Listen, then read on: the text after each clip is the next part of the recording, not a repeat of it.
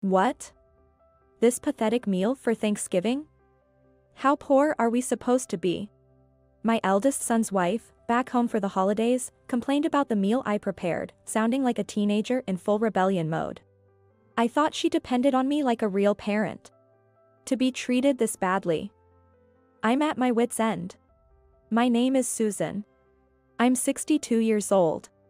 My only son, Michael, is independent now, and I live peacefully with my husband, David. Lately, I've been going to the community center to learn dressmaking as a hobby.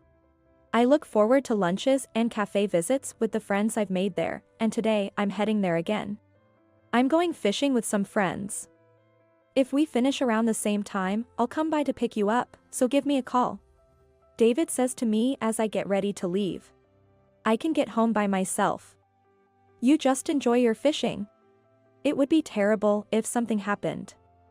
I'll come pick you up, so make sure to call. David can be a bit overprotective, but he's really good to me. He always insists on driving me, even for trips I can handle alone. No matter what happens, I know David will always be there for me with his unwavering love. Feeling reassured, I continued enjoying my peaceful days, immersed in my hobby. Then one day, I received a message from Michael. I'm getting married to my girlfriend. Can I introduce her to you this Saturday? Michael, 30 years old, works in sales at a major telecom company. He's been too busy with work to come home except for Christmas, and we've hardly been in touch. Surprised by his sudden announcement, I hastily consulted with David. Wow. He's finally getting married. I was starting to worry that he didn't have a girlfriend at 30. We'd definitely like to meet her. David was purely happy about our son's marriage, but I was a bit worried. Michael, like his father, has a friendly and calm demeanor. But his excessive tolerance can be a flaw. Even as a young boy, he wouldn't fuss if a friend didn't return his last pencil. Because of that, we were always running out of pencils and erasers. He's too easygoing. I just hope he can communicate his needs clearly to her.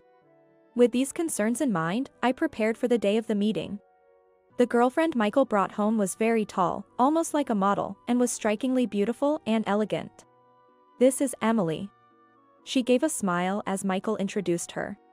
Her poise was so actress-like, I couldn't help but be mesmerized. I'm Susan, Michael's mother. Please, come in. I greeted her, but for some reason, she didn't react. Emily, you're so tall and beautiful. How did you two meet? At a mixer a colleague set up. She's a waitress at a restaurant. I've dropped by a few times while she was working. And she always looks so beautiful and cute when she's trying her hardest. You're really smitten with her, aren't you? Reminds me of when I was head over heels for your mom. The initial meeting turned lively with just the three of us. She seemed either nervous or cautious, not joining in our conversation. I tried to engage her. What do you like about my son? Just everything, she replied briefly. Which would you like? Coffee or tea? I'd prefer juice, she answered. Her way of speaking was almost childlike. After she left, I asked Michael, is she always like that? Not very talkative, or shy, or standoffish. Yeah, she's always like that. I don't mean to speak ill, but her not greeting and not using polite language kind of bothered me. Michael responded, actually, Emily was born when her parents were still in high school. They married right after graduation. But they fought constantly and ended up divorcing. I want to support her, having grown up in such difficult circumstances, he said passionately. So, there's a backstory. Well, you'll have to make her happy now. Give it your all. I decided to warmly support the start of Michael and Emily's life together. However, once they were married, for some reason, Emily began calling my cell phone frequently. I'm out shopping, but I'm feeling a bit faint. Can you come pick me up? Are you okay? Where are you? I'm at the supermarket near the station. I'm sitting on a bench. I'll be waiting for you. She started asking for various things in a way that was even worse than how a real daughter would speak to her mother.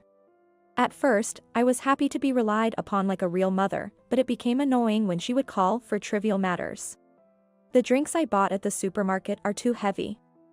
Can you help me carry them? I accidentally booked the wrong beauty salon. Can you drive me to the next town? I can't ride my bike home in this heavy rain. Please come get me. These calls came incessantly. When I was at the community center, I asked David to help, but sometimes he couldn't, as he occasionally works as a security guard. Sorry. Can you use a taxi today? If you pay for the taxi, then I'll do that. I was definitely being treated like a handyman. Due to her poor upbringing, it seemed like Emily's personality was quite warped. Why did Michael marry such a woman? How long will this situation continue? With these doubts and concerns, there was an opportunity when Michael came back home alone. I asked him directly. Why is Emily so selfish? She's certainly beautiful, but isn't it difficult living with her with that attitude? In response to my question, Michael hung his head slightly and began, actually. As he started to explain how they ended up getting married. He fell head over heels for her beauty and asked her out, but it wasn't straightforward. She demanded that he do everything she says as a condition for their relationship, and he accepted all of it. So, that's why she's so spoiled. I regretted raising my son to be too timid and tolerant. After a while of no contact, my son called me saying, "We're coming back for Thanksgiving," so I prepared dinner to welcome them. But upon seeing the meal I prepared, Emily said, "What? Fried chicken and a pumpkin pie? It's not a kid's picnic. Serve something like roast turkey. How poor can you get with such a lousy meal?" She berated me with the manner of a rude delinquent. I'm sorry. I should have told Mom your favorite dishes. Michael apologized profusely. Being manipulated and walked all over by her, there's a limit to being nice. Taking Michael's subservient attitude for granted, she went on, "Oh, I don't like mashed potatoes. I prefer roast turkey with French fries or mac and cheese. Hurry up and order some." Just as I was about to raise my voice, David stood up, trembling with anger, and said, "This is the last time we'll see each other. Think of this as your last supper. Eat whatever you want, even roast turkey with French fries." I had never seen my usually gentle husband explode in anger like this. Michael and Emily were stunned by his roar. "What do you mean by a last?" "Just what I said. Susan thought about this menu for a long time, prepared your favorite fried chicken and pumpkin pie. And even made lasagna and cake. And yet, you insult the meal and call us poor. We're done with you too." David had reached his breaking point. He seemed determined to cut ties with them. "What? If there's lasagna and cake, bring it out first. It's your fault for hiding it. Don't get mad at me." Fearlessly, Emily snapped back at him. If David had reached his limit, I was ready to confront this nightmare of a daughter-in-law without holding back. "Sorry, we didn't have your favorites ready. Anything else you'd like?" "Like I said before. Roast turkey. The ones with French fries or mac and cheese. And also ahijo and aqua pazza." Unfazed by David's anger, she continued to place her orders. "We're out of olive oil for the ahijo. But we do have sea bream and clams, and all the ingredients for aqua pazza. So, I'll leave the rest to you." I quickly took out the ingredients from the fridge and handed her the pot. "Wait, you want me to do it?" She stood there, holding the pot, frozen. "Since my cooking doesn't seem to suit your taste, I'd like to see your skills as a homemaker." I decided to hand over the entire cooking task to her. "That's a great idea. Since you called Susan's cooking lousy and called us poor, your cooking must be incredibly delicious." David provided backup support. "No. I'm a guest, right?"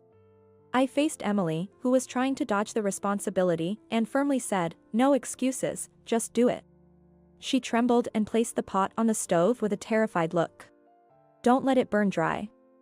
The pot will get scorched. First, you need to purge the sand of the clams and remove the stems from the cherry tomatoes."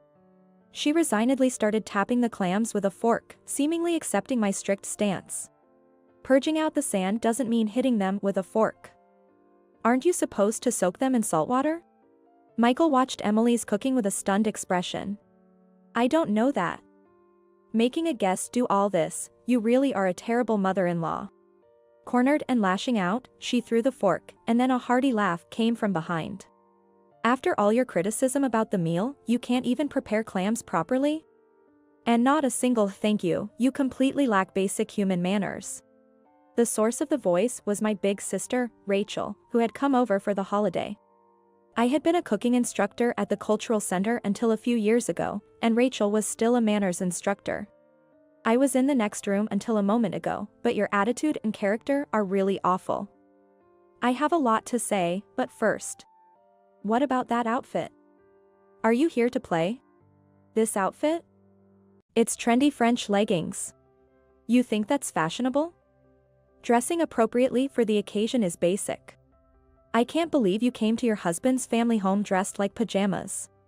Rachel, without any hesitation, scolded her for her complete lack of common sense. Such a mess in attitude, speech, and dress, you folks have been very patient with this daughter-in-law. I can't be bothered to worry about such a failure. I've just resigned myself to it. Encouraged by Rachel, I threw in some harsh words I usually wouldn't use. Then, Michael and Emily started a fierce argument. The reason that this happened is because you criticized Mom's cooking. What? If you have a problem, say it to these terrible women. The problem is your attitude. Show some manners, will you? They went back and forth, arguing. David put an end to it. If you want to fight, do it elsewhere. If you have something to say, think it over and come back another day. I'll listen only once. He glared at them with a fierceness I had never seen before. Overwhelmed by his intensity, they hastily left. A few days later, they came to our house, looking solemn and begging for forgiveness. Please, no disowning or cutting ties. The issue isn't just her behavior, but you allowing it.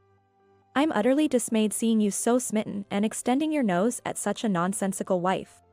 David glared at my son, still furious from the other day. I've decided. If it means being disowned by you guys, I'll divorce her. My son's shocking declaration was unexpected. Emily looked astonished. What? You said you'd protect me. I thought so, too. But I'm convinced now that what Mom and Aunt Rachel said was right. Your lack of common sense, your dress, your speech. Your character, it's all too much. What? You're making me out to be the bad guy? I'm not important to you. I'm just tired of all this with you. Michael continued in a faint voice. Calling me over and over on my cell phone saying, I'm tired from shopping, come pick me up, I don't have enough money, bring me some. When I turned off my phone, you even called me at work. And when I said I couldn't, you'd get angry, saying, don't you care about me? Didn't you say you'd do anything I ask?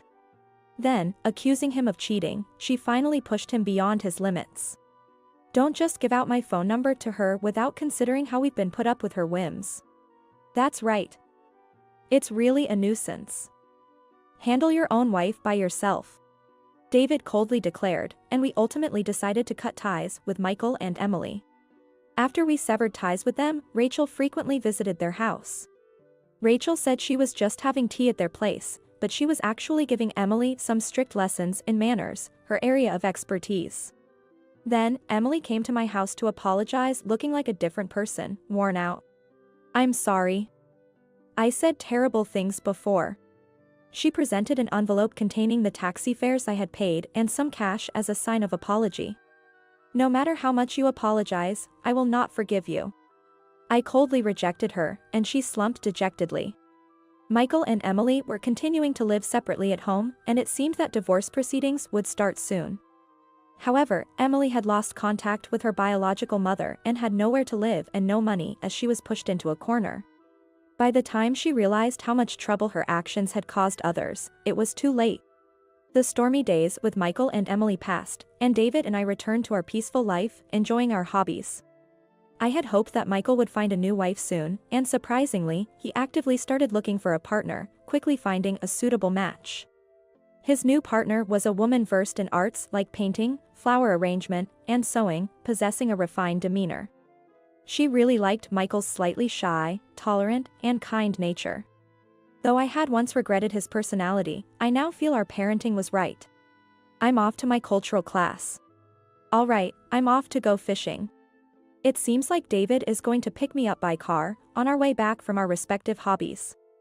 It seems that Michael indeed inherited his father's kind nature.